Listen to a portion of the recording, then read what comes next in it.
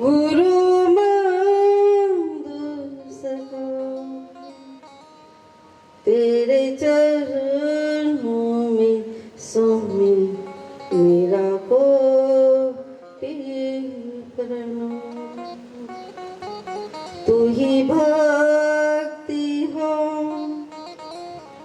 तू ही शक्ति हो, तू ही भक्ति हो, तू ही शक्ति हो, तू ही मुक्ति हो। मेरे सामा सिवा तू ही मुक्ति हो, मेरे सामा सिवा। गुरु माता पिता गुरु बंधु सखा तेरे चरणों में स्वामी मेरा कोटि प्रणाम। तू ही वाणी हो, तू ही मौन हो, तू ही वाणी हो, तू ही मौन हो, तू ही ज्ञानी हो।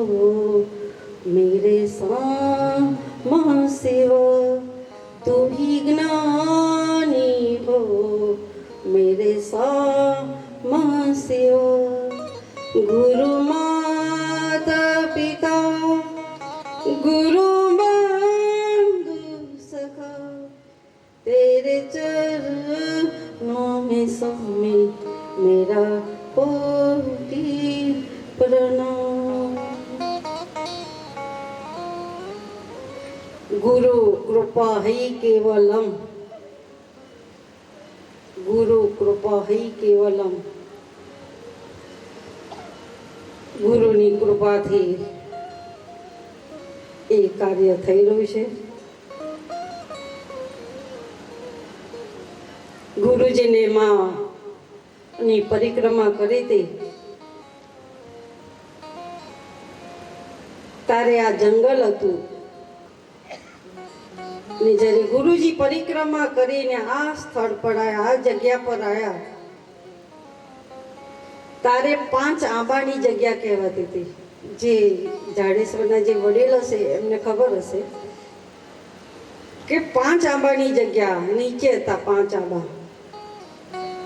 તારે એમાં નું ફૂલમાં પાણી વહેતું હતું માં નર્મદા। તો ગુરુજી અહીંયા આગળ આવ્યા, રાત્રિનો સમય। ગુરુજી આ જગ્યા પર 3 રાત્રિ રોકાયા અને પરિક્રમા પૂરી થાય ને તો થાળ કરવાનો। ગુરુજી આ જગ્યા પર આવ્યા ને ગુરુજીનો નિયમ હતો કે માગવાનું નહીં, માગ્યા વિના ભિક્ષા મળે તો ગ્રહણ કરવાની, ના મળે તો માના નર્મદામાંથી 3 ખોબા પાણી પી લેતા હતા। એવી ગુરુજીએ પરિક્રમા કરી દિગંબર અવસ્થામાં, દિગંબર।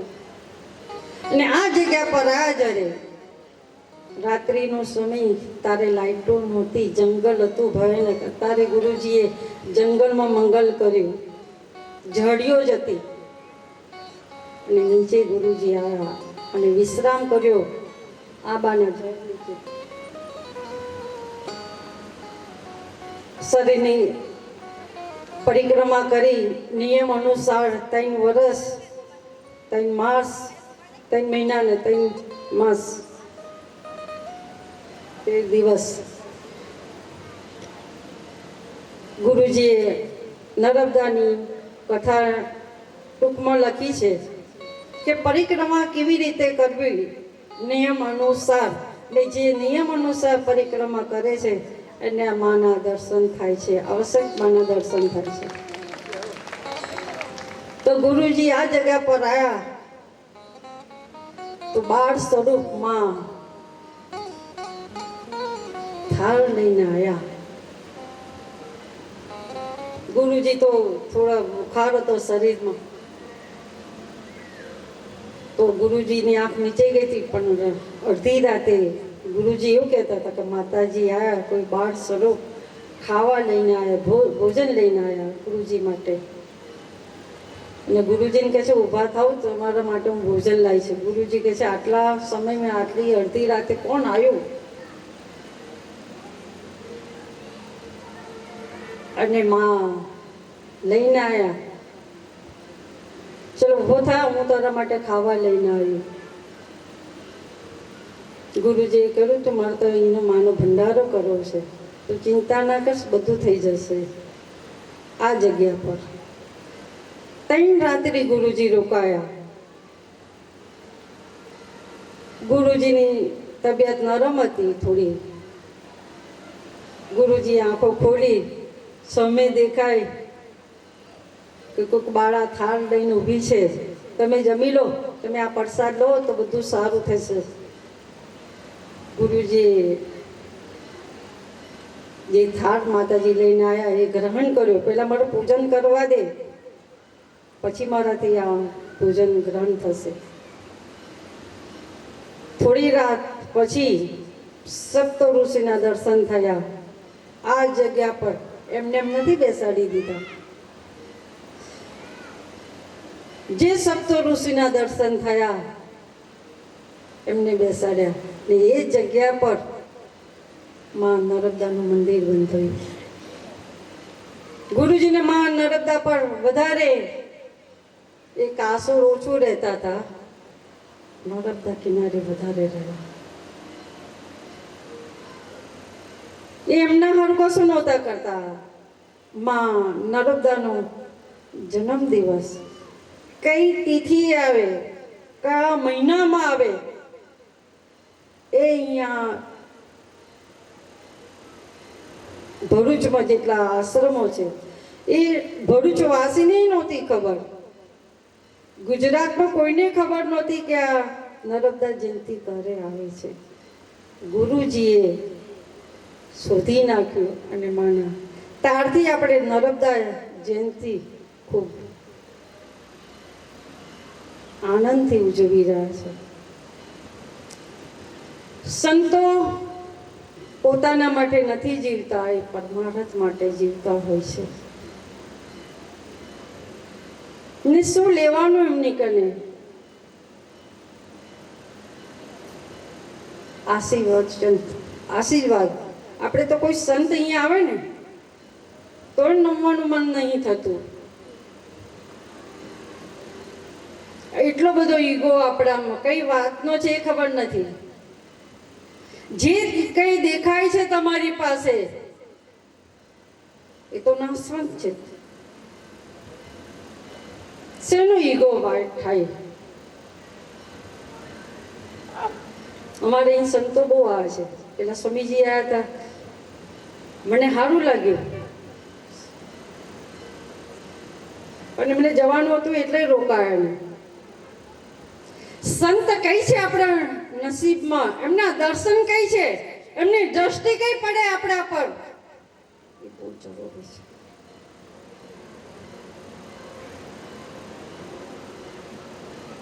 તમારા પર સંતની દ્રષ્ટિ પડે તો સમજવાનું તમે પાવન થયા.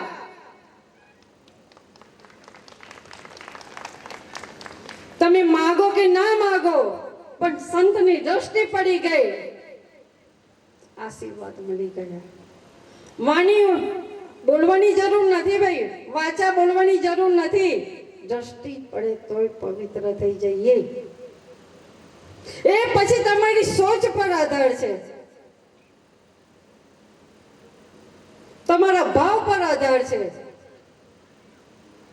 ખાલી દ્રષ્ટિ પડે સંતની, પછી એ તમને ગમે તેવો લાગે.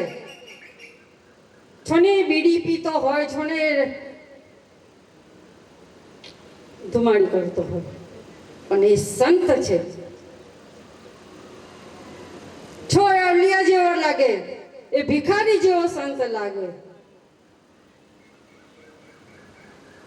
શું સંતની તમે વ્યાખ્યા કરો? બતાવો. જે આલિશાન આશ્રમમાં બેઠો હોય ગાદી પર સોનાના, એની કન તો જવાય જ નહીં. પેલા મારો ફકીરી કેવો હોય ને એવાની દ્રષ્ટિ તમારી પર પડી જાય, આ જીવડો પાવન થઈ જાય. પણ આપણે તો શું લઈને ચાલીએ છીએ આ 6 ફૂટ 5 ફૂટ શરીર પર? બધો કચરો લઈને ચાલતા હોય. મનમાં શું ખોપરીમાં ભર્યું હોય. ઘરમાં અડધો કલાક માળા પૂજા કરતા હોય ત્યારે બધું બરાબર ચાલે, ઊભા થાય એટલે ચાલે. ના, એટલે તો કે છે કે જેમાં શ્વાસ લો છો બહાર કાઢો છો, સોહમ સોહમની ક્રિયા થાય છે આપણામાં, એની સાથે ગુરુ મંત્ર લગાડી દો.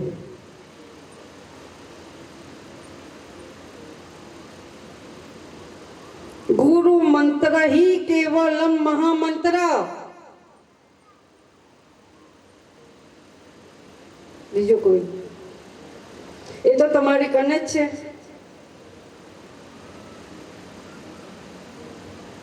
એ ખોટ કે ગુરુજી ગયા એટલે બધું ગયું, એ તો આપણી જોડે જ છે હળપડ. सदगुरु की नजर जब पड़ी मिट गई है गमों की घड़ी. सदगुरु की नजर जब पड़ी मिट गई है गमों की घड़ी. સંતની નજર કાફી છે આપણી પર.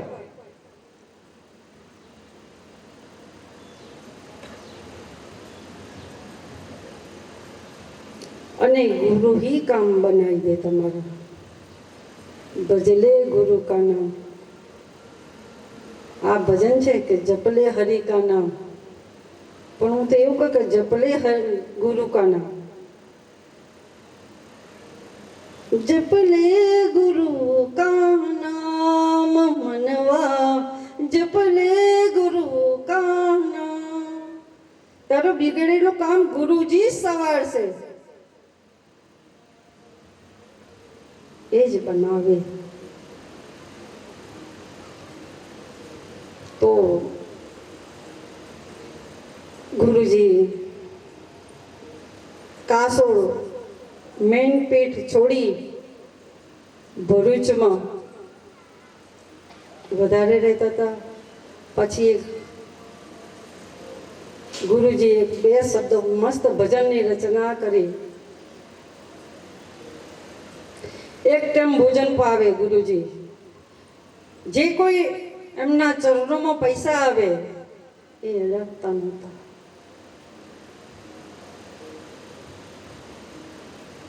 મંદિરના આશ્રમના કામકાજમાં મેં તમને કીધું ને, એમનો કોઈ વીમો નહીં, કોઈ બેંક બેલેન્સ નહીં.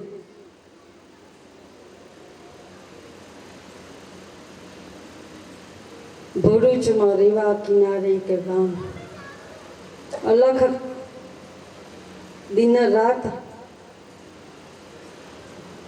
તપ કરે, દિન રાત તપ કરે મારા ગુરુજી. જંગલમાં મંગલ બનાવી દીધું. નર્મદા જયંતિ તો ઉજવણી તમારા લોકોના આશીર્વાદથી, તમારે લોકોની સેવાથી. અને હું એક પણ વાત કહું આજે કે આ તીર્થમાં જે સેવા કરો ને, ભૂલે ચૂકે કોઈનાથી આપણાથી જે સેવા કરતા હોય તો કોઈની આત્માને દુભાવી ના જોઈએ. કોઈની આત્મા દુભાવો, એના આંખમાંથી 2 આંસુ પડે તો સેવાનું ફળ મળતું બોલો ને નથી. તો તમે કર્મ બાંધો છો અહીં આગળ આવીને.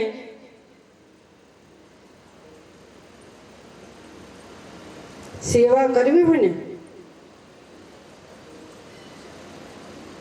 તો બહુ અઘરી છે ભાઈ. ને સેવા પચાવી એ એનાથી અઘરી છે. અહમ નહીં લાવવાનું. કઈ વાતનો અહમ લાવો છો તમે? જે સેવા કરે છે એનાથી ભૂલ થવાની છે ભાઈ. એ વ્યક્તિને તો જુઓ, જેનાથી ભૂલ થાય છે એ વ્યક્તિનો તો જુઓ તમે, એ કોણ છે. તમે આશ્રમમાં આવીને સેવા કરો છો, કર્મ આપવાનું કામ કરો છો, તો તમે કર્મ ઓર વધારી રહ્યા છો. કર્મ ડબલ થાય છે. તીર્થમાં કોઈ પણ કાર્ય કરો, જાણે અંજાનેથી, જાણે અંજાનેથી થઈ જાય ને તો સોરી કહેવી પડે, માફ કરી દો.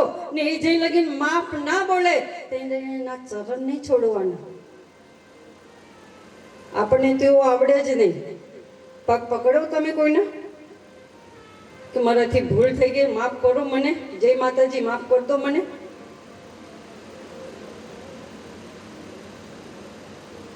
તો તમે તરત માફી માંગી હોય તો કર્મ નથી બંધાતું. એ તો કર્મ કાપવા માટે આવ્યા છે આપણે બધા, ને પાપના પોટલા બાંધો છો જાણે અંજાનેથી. કઈ તમારી જીની વાત પર એક શબ્દના શું કહી દીધો, કેમ કહી દીધો, મને કેમ કીધું, મને કોણ, હું કોણ? આ તો એ તો શીખવે છે. હું કોણ એક જીની શબ્દો ના પચાવી શકો તમે? આટલા વર્ષોથી સેવા કરો છો તમે, સત્સંગ કરો છો, કથા સાંભળો છો, તો શું મેળવ્યું તમે?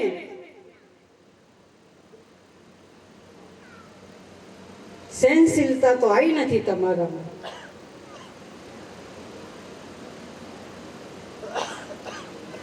કઈ સહનશીલતા આવી તમારામાં? બાપા મંદિરમાં આવો, આશ્રમમાં જાઓ, કાર્ય થતા હોય તો ભૂલ થઈ જાય તો પગ પકડી લેવાના. માં બાપ માફ કર દે મને, ભાઈ માફ કર દો બાપા, ભૂલ થઈ ગઈ. આમ પગ અડી જાય ને તોય માફી માંગે.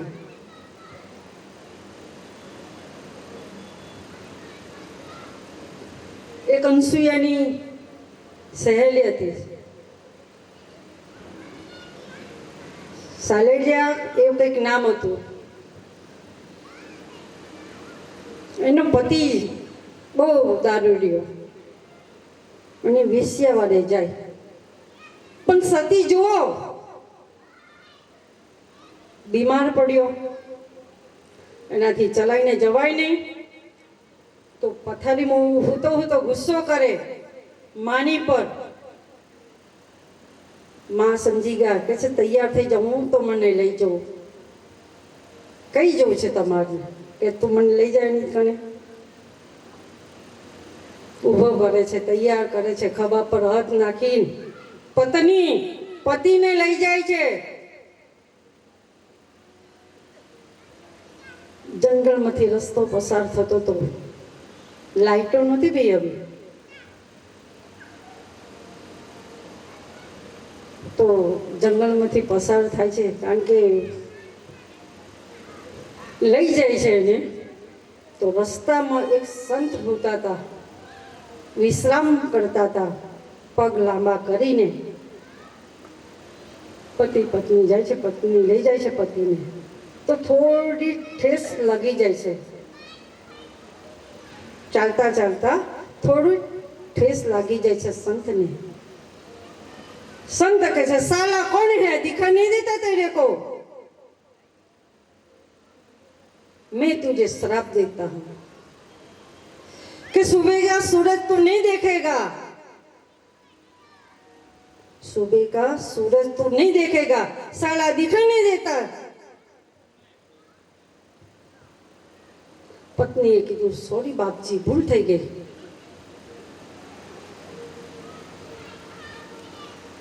અમારું ધ્યાન નહોતું, પણ હવે સંતના શબ્દો નીકળી ગયા મોઢામાંથી. શું નીકળ્યા? साला दिखाई नहीं देता, सुबह का सूरज तू नहीं देखेगा। पत्नी के છે માફી માગી લીધી પત્ની, પણ પહેલા પતિની ઈચ્છા પૂરી કરવા નીકળી હતી, સમજી જો। એને જે જગ્યા પર જવાનું હતું કોઠા પર, તેની પત્ની લઈ જાય છે, પત્ની બહાર ઊભી રહે છે, પતિને અંદર મોકલે છે। હકીકત છે, બનાવેલી વાત નથી। પતિ જાય છે, પતિની ઈચ્છા પૂરી થાય છે, પતિ બહાર આવે છે, મને લઈ લે, મને લઈ જા, આવે છે આ બાજુ મેઘરાજ। કારણ કે ભાઈ સતીને શ્રાપ આપી દીધો પેલા એ સંતે, એ હો એનું ગુસ્સામાં મેઘરાજા વીજળીના ચમડા ધડાધડ થાય છે અને વરસાદ પડે છે।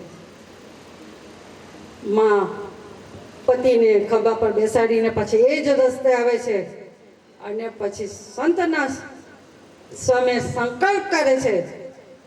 શું સંકલ્પ કરે છે?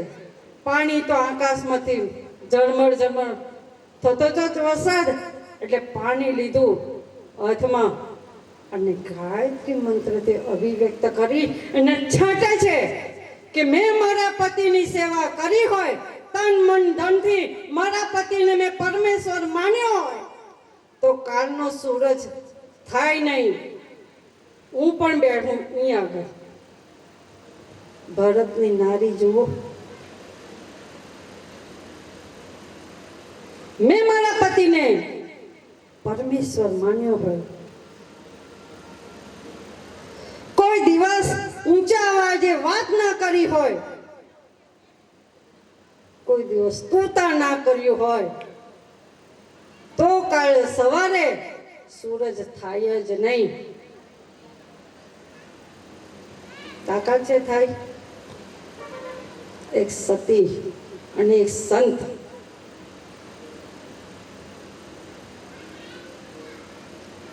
એક દિવસ ગયો, 2 દિવસ ગયા, 3 દિવસ ગયા, પૃથ્વી પર હાહાકાર થઈ ગયો। લોકો તારીમાન પકડવા માંડ્યા। અનસુયાના કાને વાત ગઈ, કોણ છે? માં આયા શેરડીની કને, શું વાત છે? પછી વાત કહે છે માં અનસુયાને કે આ છે જીરીક વાતમાં સ્વામીજીએ શ્રાપ આપી દીધો। નીકે એ સ્ત્રી ના કે કવા દારૂડિયાને વ્યસનીને જીવાડીને શું કામ છે? હારું પતી જાય તો બોલો ને। અત્યારની નારીઓ શું બોલે? ઘેર જતી રહે, પિયર જતી રહે।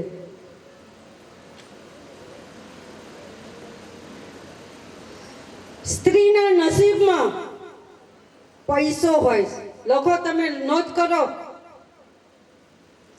સ્ત્રીના નસીબમાં પૈસો હોય અને પતિના નસીબમાં બાળકનું સુખ હોય।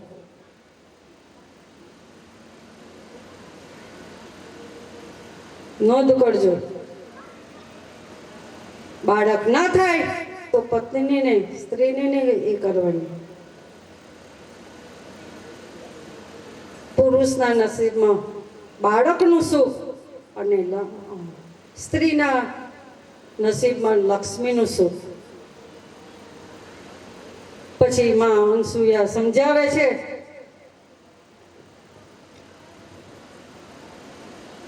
કે મેં કંટાળી નહીં ગઈ હોય તો તું મેં નહીં થાય ના કરે। સતી સ્ત્રીઓ ના કરે, પતિદેવની અમે મોટા અવાજે બોલે જ નહીં। અરે એટલું તો જવા દો, અત્યારની છોકરીઓ જે છે, સમય ચાલી રહ્યો છે, હું સ્ત્રીઓને બહેનોને કહું કે જે આ અંગ આપ્યું છે ને એને ખાલી ઢાંકીને ફરો। જે આ શરીર ભગવાને આપ્યું છે, માતાઓ બહેનોને છોકરીઓને કહું, અંગનું પ્રદર્શન ના કરશો, ને જે છોકરી અન્નનું પ્રદર્શન કરે અને એના જીવનમાં કોઈ અનહોની ઘટના થાય ને કોઈ રસ્તો ના મળે, તારી એ છોકરી કે એવું એટલું જ કે માતાજી આગળ, ભગવાન આગળ, એના કોઈ પણ ઈષ્ટદેવ આગળ કે મેં પિતાની ઘેર હોય છોકરી ને કઈક અનહોની થાય કે માતાજી કે પિતાજી સિરિયસ હોય, ડોક્ટરો છૂટી ગયા હોય, તો ખાલી છોકરી કે એવું ભગવાનની આગળ કે મેં મારા માતા પિતાને ભગવાન જેવા માન્યા હોય ને સેવા કરી હોય ને મેં મારા શરીરનું પ્રદર્શન ના કર્યું હોય ભગવાન, તો મારા માને કે મારા બાપને કશું થાય નહીં. એવી રીતે પાણી છોડે ને તો એ કાળ બહુ દૂર જાય.